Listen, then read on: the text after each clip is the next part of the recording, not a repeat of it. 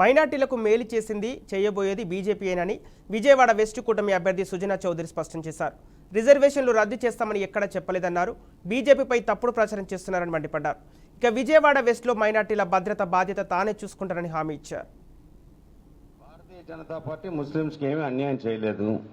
గత 10 సంవత్సరాల్లో ముస్లిం సోదరులకి ఏం చేశారని, ముస్లింస్కైనా క్రిస్టియన్స్కైనా నేను అక్కడ ఒక సైనికుడిలాగా ప్రతి ముస్లింస్కైనా క్రిస్టియన్స్కైనా హిందువులకైనా ప్రొటెక్ట్ చేస్తానని చెప్తున్నాం.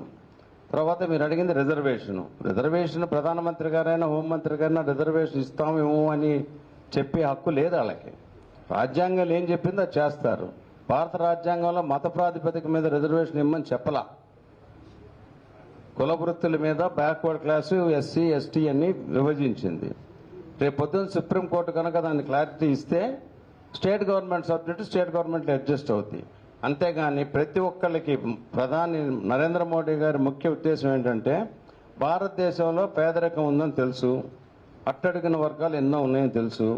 ప్రతి ప్రజాప్రతినిధి ఆ పేదరికంలో ఉన్న లాస్ట్ వ్యక్తి దగ్గరికి వెళ్ళి సేవ చేసి అతను out of the box thinking వ్యూహాత్మకంగా ఆలోచించి ఆ వర్గానికి ఏం చేయాలి, ఎలా చేస్తే బయటపడుద్ది అని ఆయన ఎక్స్పెరిమెంట్. రాజ్యాంగం చాలా గట్టిది. పెద్ద వాళ్ళు ఇందిరాగాంధీ గారి కంటే పవర్ఫుల్ ఎవరు లేరు. ఆ రోజుల్లో కూడా మన రాజ్యాంగాన్ని చెక్కుతెరచలా. భారతీయ జనతా పార్టీ ముస్లింస్కి ఏమీ అన్యాయం చేయలేదు.